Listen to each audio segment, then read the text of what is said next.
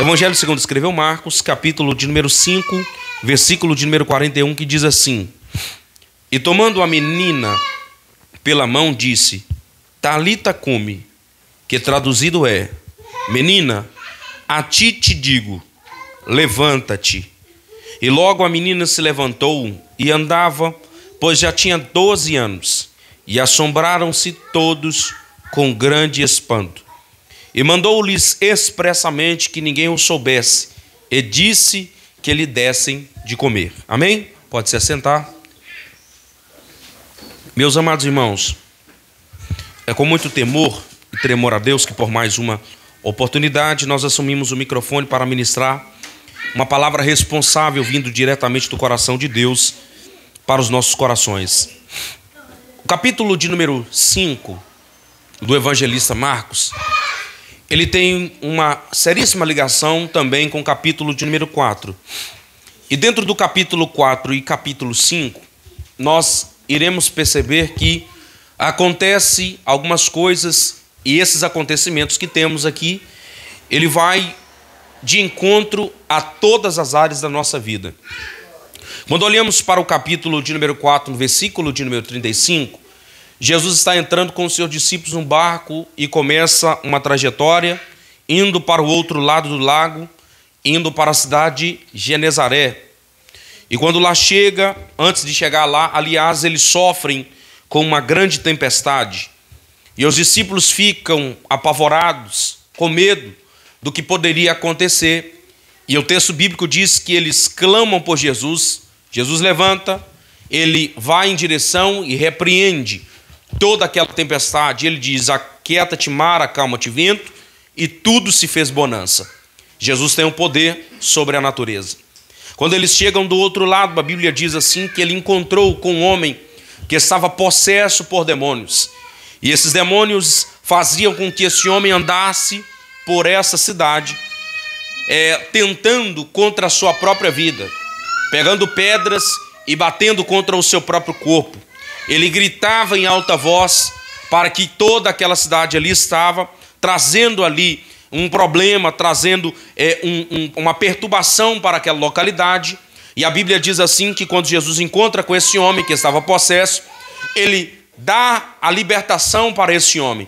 Então Jesus tem um poder sobre a natureza, no capítulo 4, no versículo 35, e Jesus tem um poder sobre os demônios, no capítulo de número 5, a partir do verso 1.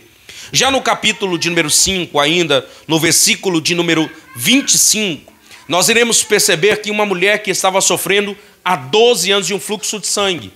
E no período que essa mulher estava sofrendo, todo mundo sabe muito bem a história, ela vai até o encontrar com Jesus, e ao encontrar com Jesus, ela toca nas suas vestes, e ela recebe a cura para o seu corpo físico.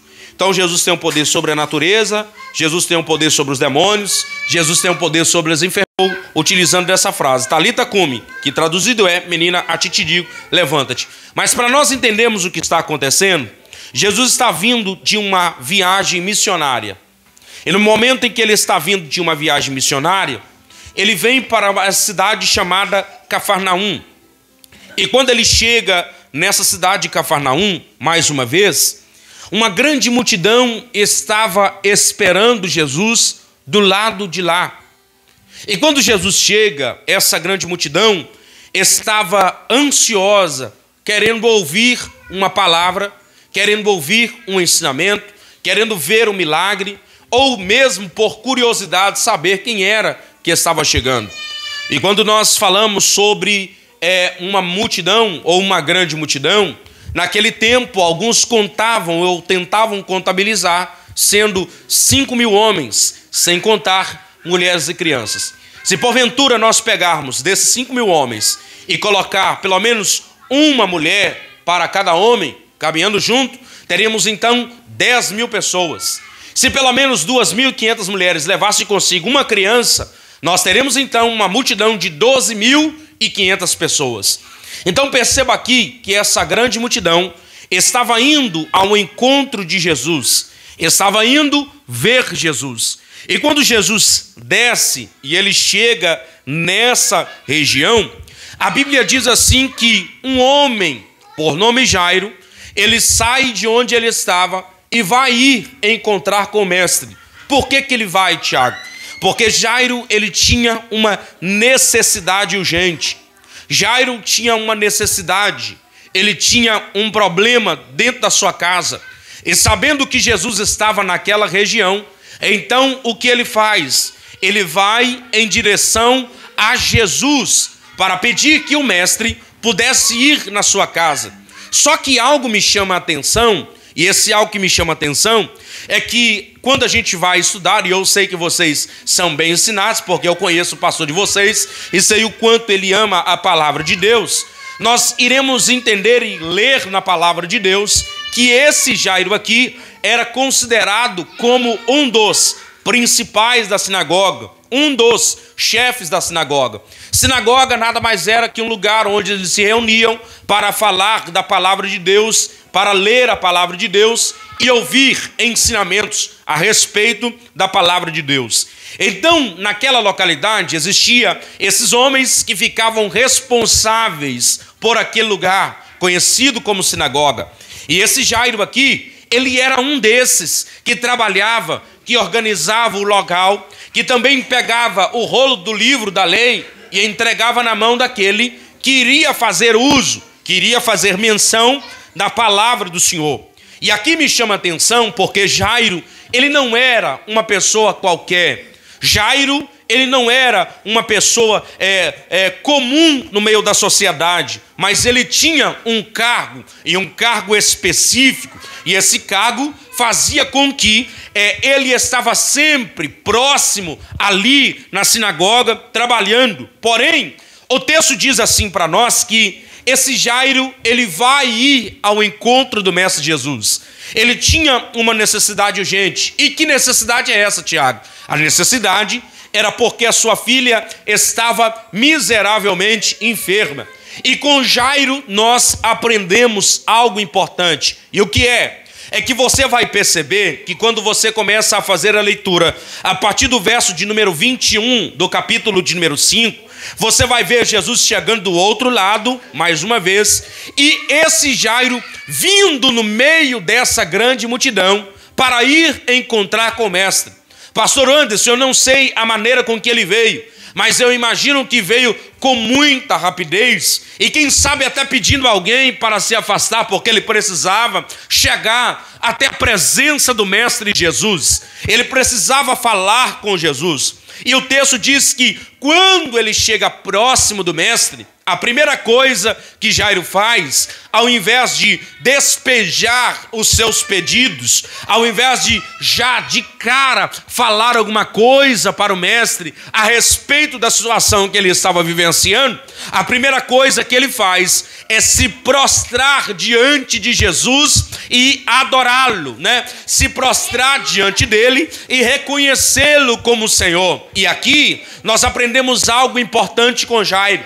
Aqui nós aprendemos algo importante com ele, por quê? Porque às vezes nós temos na nossa mente que vir para a casa do Senhor é só pelo fato da gente pedir, é só pelo fato da gente colocar nas mãos de Jesus tudo que é e tudo aquilo que nós precisamos. E eu concordo com você, eu concordo que nós viemos aqui tanto para adorá-lo, quanto para colocar as nossas petições em suas mãos. Só que há um problema, é que muitas pessoas não vêm literalmente para cultuar, mas elas vêm exatamente só para colocar nas mãos do Senhor. Elas vêm para trocar algo, ou seja, ela quer receber algo de Cristo Jesus. E com Jairo nós aprendemos que antes de pedir, primeiramente nós temos que adorá-lo. Antes de falar alguma coisa, nós devemos levantar a nossa mão e dizer que ele é poderoso, que ele é maravilhoso,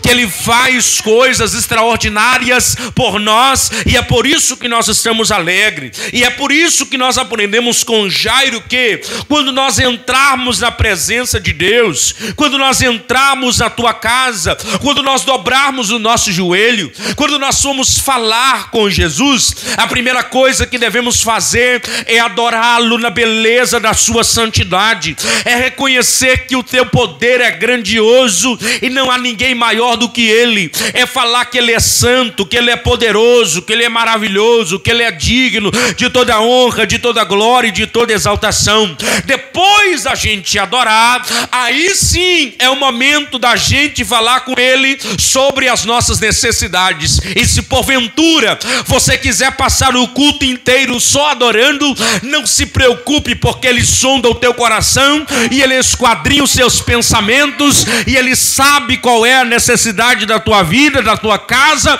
e da sua família.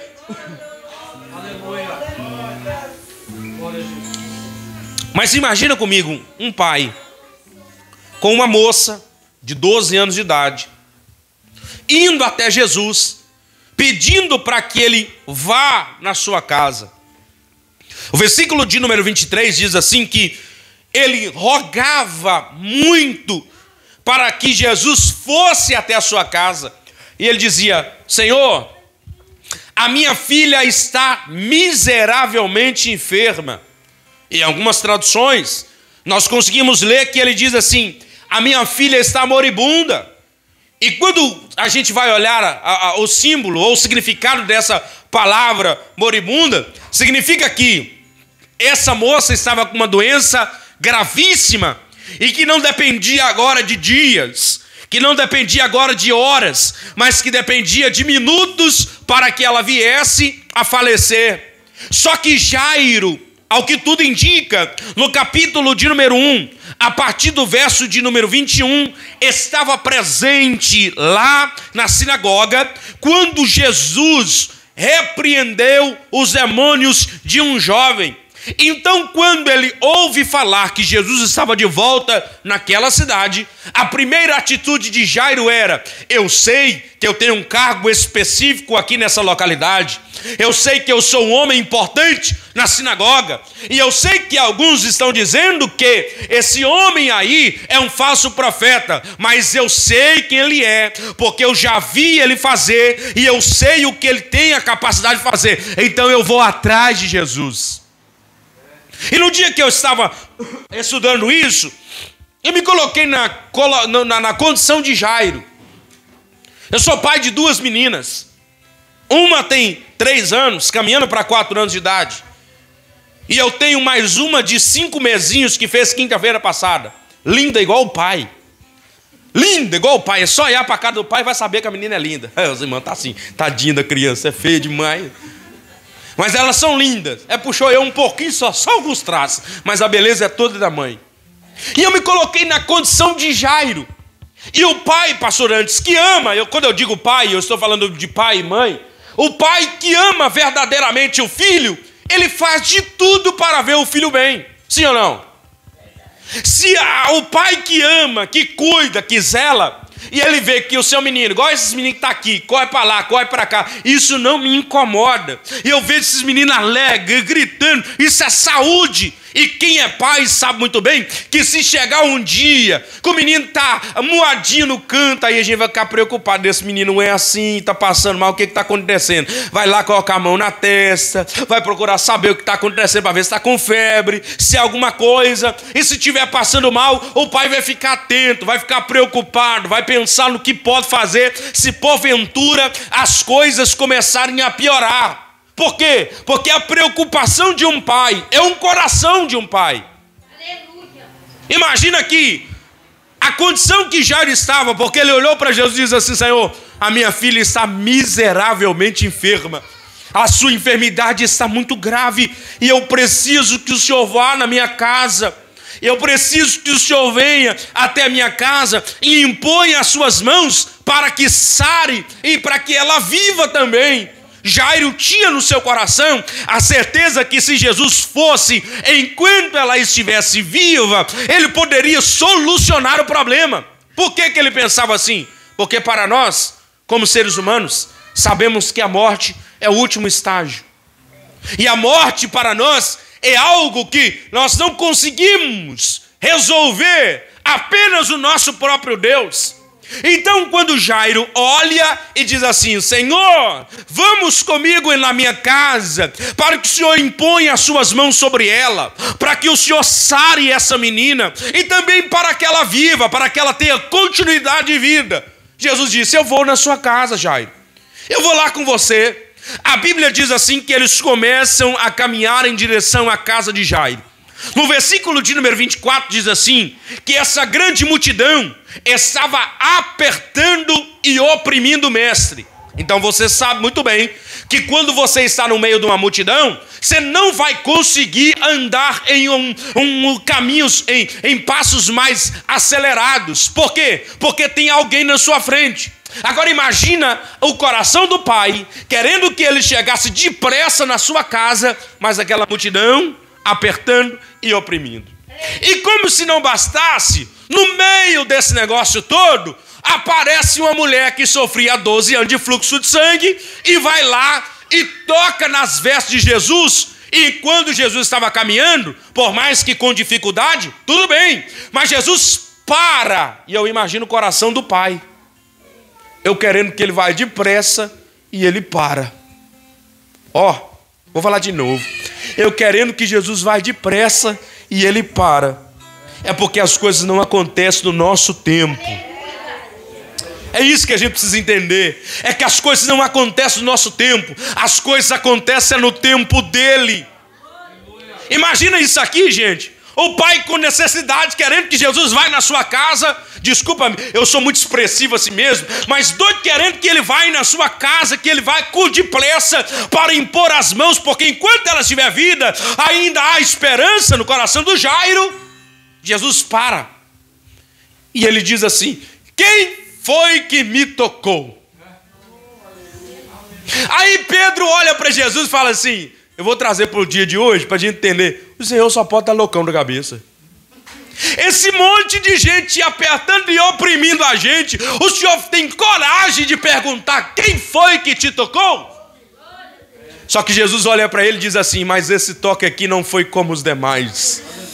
Tem gente que veio tocar em mim só para saber se era verdade mesmo. Tem gente que passou perto de mim, trombou em mim. Teve gente que veio e tocou só para ver se era alguma coisa. Ou seja, aqui esse toque foi diferente. Por quê, Jesus? Porque eu senti que quando esse toque veio até mim, do meu corpo, de mim saiu virtude, de mim saiu poder. Quem foi que me tocou? Eu imagino, é minha cabeça fértil, eu imagino Jairo parando e olhando a cena, e Jesus perguntando quem foi que ele tocou. Ele sabia quem era, mas aparece aquela mulher temendo e tremendo. E eu acredito, pastor, piamente, eu acredito que esse milagre foi para aumentar a fé de Jairo por alguns instantes. Olha, Senhor, foi eu que te tocou. Vocês imaginam comigo a maneira com que ela conta o seu milagre, que conta a cura que ela recebeu? Quando ela olha para o mestre e diz assim: Senhor, sou eu quem te tocou. Eu fui em vários lugares, eu procurei vários locais para encontrar a cura para o meu corpo e eu não encontrei. Eu gastei tudo que eu tinha e depois de gastar tudo, eu havia padecido nas mãos de muitos médicos, despedindo tudo que tinha, nada aproveitando, isso antes indo cada dia de mal a pior. Para a gente entender, é como se fosse: alguém passa mal aqui em Patinga, alguém corre e leva ela para o UPA. E quando chega no UPA diz assim: aqui não temos materiais suficientes para atender essa pessoa. Leve para o hospital, leva para o hospital municipal. Do hospital municipal vai para o Márcio Cunha. Do Márcio Cunha vai para um hospital em Belo Horizonte. Do hospital de Belo Horizonte vai para o principal hospital do Brasil, chamado o Sírio-Libanês. E nada consegue solucionar o problema. Imagina o sofrimento e o desespero. Mas ela ouviu falar que Jesus ia passar ali naquela região.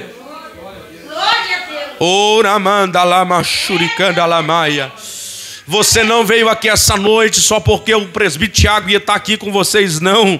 Vocês não vieram aqui essa noite porque o pastor Anderson estaria aqui essa noite, não.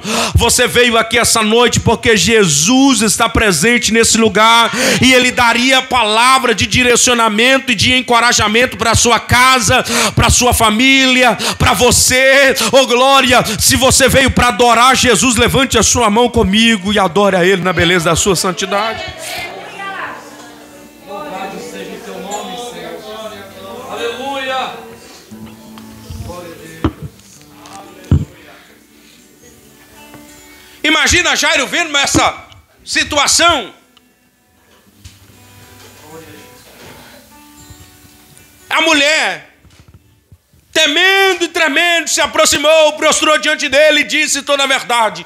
Jesus olhou para ela e disse assim: filha, a tua fé te salvou. Vá em paz e ser curada deste mal. E no dia que eu estava lendo isso aqui, o meu coração nessa parte aqui ficou feliz, pastor. Porque para quem estava necessitado de levar Jesus na sua casa, eu imagino ele pensando: eu fui no lugar certo. Aleluia. Eu fui na pessoa certa. Ele realmente pode resolver o meu problema. Mas como a vida do ser humano é cheia de altos e baixos, enquanto Jesus estava falando para aquela mulher, o texto diz assim: estando ele ainda falando, chegaram alguns da casa, alguns dos principais da sinagoga, a quem disseram: a tua filha está morta, para de enfadar, ou deixa o mestre em paz. Imagina o coração do pai agora. Imagina o coração. Esses dias eu estava na porta da minha igreja, e eu congrego na regional do bairro Limoeiro. E a minha menina de 3 anos de idade, ela é muito serelepe, espertinha que só. E eu estava conversando com um grupo de amigos, minha esposa conversando com um grupo de amigas, e tinha um casal de amigos nosso com o seu filho um pouco mais à frente, e que pediu a autorização de ir na sorveteria que tem do lado. E eles foram. O rapaz, mais a sua filha e a minha menina, entraram na sorveteria, e a moça, que era esposa desse rapaz, ficou do outro lado da rua. E eu, distraído aqui, conversando com os amigos, porque eu sei bater papo comigo mesmo, que eu falo é muito. E eu estou conversando aqui, distraído, conversando com um pouco. Eu vejo um vulto de um carro vindo rápido aqui, e eu vejo o vulto da minha menina atravessando a rua. Na minha mente, na hora, eu pensei assim, em fração de segundo, milésimo de segundo. Pensei: esse carro vai pegar a minha menina, vai jogar ela lá longe e ela vai morrer na hora. Olha a mente do pai. Sabe o que eu vou fazer? Eu vou pular na frente do carro. O quebra-bola, pouco na frente, eu pulei na frente do carro, o cara pisou no freio de uma vez, o cara parou. Aí o povo: que é isso, Tiago? O que está acontecendo? Eu falei: eu vi a minha filha atravessando lá. Por quê? Eu me coloquei na condição. Eu prefiro que ele bata em mim, ele vai frear e não vai pegar ela lá. Imagina a tristeza que poderia vir no meu coração em ver uma situação como essa. Agora imagina a tristeza do coração desse pai, de ter ido até Jesus, de pedir ele para ir na sua casa, e quando ele pede para ir na sua casa, ele para e alguém chega e diz assim: não importune mais o mestre, porque a sua filha já morreu. E para o ser humano, como eu disse, a morte é o fim. Mas Jesus olha para Jairo e diz assim: Jairo! Imagina o coração triste e Jesus olhando para ele dizendo: Jairo, crê somente. Aí eu pergunto a você: como crê quando a notícia ou a palavra que foi direcionada a nós é uma palavra de morte? Como crer? Se a palavra que chegou ao nosso coração, ou aquilo que foi dito, o diagnóstico que chegou é o diagnóstico de morte, de que não tem mais esperança, que não tem mais o que fazer. Como crer? É aí que lê e que entra Lucas 1,37. Aquilo que é impossível para nós é possível para o nosso mestre. Oramandoremachuricandalamaia. Aleluia! Aleluia! Você não serve a um Deus que sabe da sua situação e Ele não pode intervir ou que não quer intervir. Você serve a um Deus que Ele sabe da sua situação e Ele chega na hora certa, no momento certo, e Ele opera um milagre, e depois você vai poder contar as bênçãos maravilhosas que Ele derramou na sua casa, na sua família, na sua vida, na sua história. Glória a Deus por isso. Aleluia. Não temas, crê somente, Jairo. E eu me fiz essa pergunta, eu falei, como crer quando a notícia é de morte?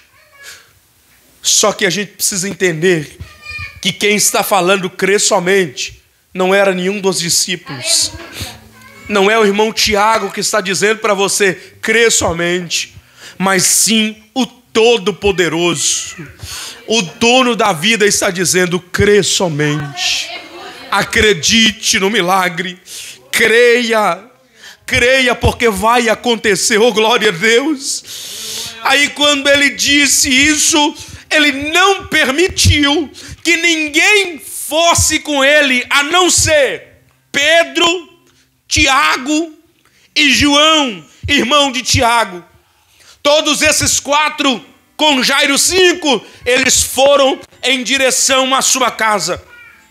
E sabe de um detalhe? É que quando eles chegaram próximo da casa de Jairo, o velório já estava pronto. Já estava tudo esquematizado, tudo organizado para acontecer a cerimônia fúnebre. E o velório naquele tempo não era como o velório do dia de hoje. Deu livre guarde. Mas quando morre alguém, eu não sei se já colocaram alguém aqui, já velaram alguém, mas sempre coloca um caixão aqui na frente. Todo mundo entra em silêncio. A pessoa poderia ser ruim do jeito que fosse. Não estou falando aqui, mas no velório. Mas ele era tão bom, né, tadinho. Que Deus dele um bom lugar, né? Não prestava, né, pastor? Que Deus dele um bom lugar. Aí chega todo mundo. Alguns querem saber o que aconteceu. Mas aí todo mundo caladinho, assim baixinho. Que aí, fulano? Se caso acontecer alguma situação de alguém querer rir, bota a mão na boca aqui para ninguém ver. Mas naquele tempo, o velório era mostrado através de músicos que eles contratavam. No mínimo era 2. E eles tocavam uma flauta, e essa flauta era um instrumento que tocavam notas menores. E essas notas menores, essas notas que mexem com o coração do ser humano. Dê um Mi menor, fazendo favor. Mi menor, aí ó. A Ele a glória. É um hino que faz a gente pensar. Agora dá um sol maior, sol maior, sol maior. O som da festa vai subir, sua glória descerá. Sabe por quê? O som maior aqui, ele joga a gente para cima na alegria. Mas quando é uma nota menor, mexe com o coração. Sempre uma música que é menor, ela vem mexendo com as emoções da gente. Então tinha lá no mínimo 2 músicos para tocar a sua flauta. E enquanto tocava a sua flauta, a família da moça, ou de quem estava morto, rasgava as suas vestes na altura do peito para simbolizar o luto. E principalmente, para alguns, eles contratavam as carpideiras. Quem já ouviu falar das carpideiras aqui? Já, né? Mas já ouviu falar. Esses dias eu estava vendo um vídeo sobre as carpideiras. Carpideiras eram as mulheres profissionais na área do choro. Elas eram contratadas para chorar no velório. E esses dias eu estava vendo no lugar que aconteceu aí, e eles contrataram essas carpideiras, e elas, glória a Deus por isso, quase que caiu. E elas passavam a mão na terra assim, jogavam para cima e gritavam como um sinal de luto que tinha naquela casa. E perceba que no texto que nós fizemos menção, estava um alvoroço nessa casa. Era alguém tocando para simbolizar luto. Era alguém chorando para simbolizar. Porque o texto diz assim: e choravam muito e pranteavam. Prantear é gritar desesperadamente. Só que aí quando Jesus entra na casa, chega naquela casa, ele olha para todo mundo e diz assim: por que chorais? Vou falar de novo. Ele olha para todo mundo e diz assim: por que vocês estão alvoroçados? E por que vocês estão chorando? Eu tenho uma notícia para dar para vocês. A menina não está morta, ela apenas está dormindo. Só que no versículo de número 40, o texto diz assim que o povo que estava chorando, que estava passando pelo momento do luto, eles param o seu choro. Imagina a lágrima voltando. E eles começaram a rir do mestre. Versículo 40.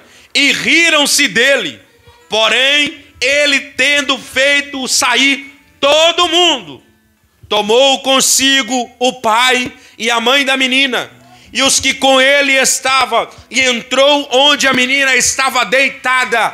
Sabe o que ele fez? Quando ele chegou e disse assim: porque vocês estão alvoroçados? Porque vocês estão dessa maneira? Porque vocês estão chorando? A menina não está morta, essa menina está dormindo. Aí o povo começou a rir. Esse homem só pode estar doido. Esse homem só pode ter perdido o juízo. Aí Jesus olha para ele, é o mesmo que estivesse dizendo: se vocês não têm fé para crer o que vai acontecer aqui dentro, então vai todo mundo embora. Só precisa do pai e da mãe que tem fé, que crê. Aí Jesus vai até em direção ao quarto onde estava aquela menina, e ele estende a mão para ela. E depois de estender a mão, o texto diz assim: e tomando a mão da menina, disse-lhe: Talita cumi, que traduzido é: menina, a ti te digo, levanta-te. E logo a menina o quê? Levantou. Vou dizer de novo, para você entender.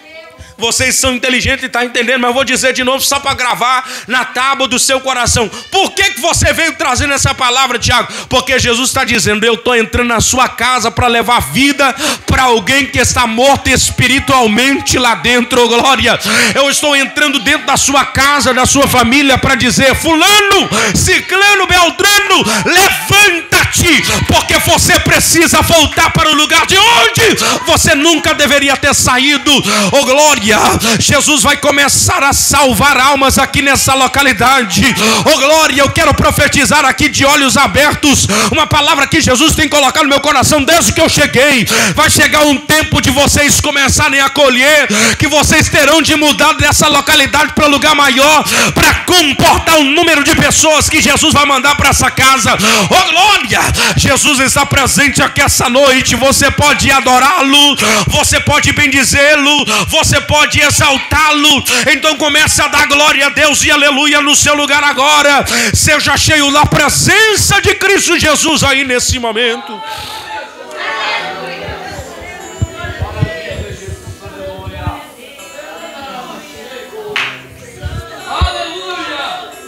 Uramanda lama shurikanda lama shurianda lamaia. O Senhor é fiel, Jesus. Muito obrigado pela tua palavra. Aleluia. Quando a menina se levantou, nossa Deus, eu estou passando do limite, ó. E quando a menina se levantou, o texto diz assim que todos ficaram assombrados e espantados com o que estava vendo. Meu irmão, sabe o que Jesus está dizendo para nós? Nós não estamos nesse trabalho desses dias para dizer para você que Deus vai entregar uma chave de um carro para você. Nós não estamos aqui nesse trabalho por esses dias para falar para vocês que vocês vão receber uma chave de apartamento. Não, nós estamos aqui para dizer que a bênção de Deus e essas bênçãos espirituais descerão tão poderosamente na sua casa, na sua família, que as pessoas olharão assustadas para dizer: o que está acontecendo? Aí você vai falar com a sua boca: é Jesus que está fazendo. Aí a pessoa vai dizer: eu quero esse Jesus também na minha vida. Uramacanda lamaia, eu quero esse Jesus também na minha casa e na minha família. Você crê nisso? Coloque-se de pé, por favor, vamos orar.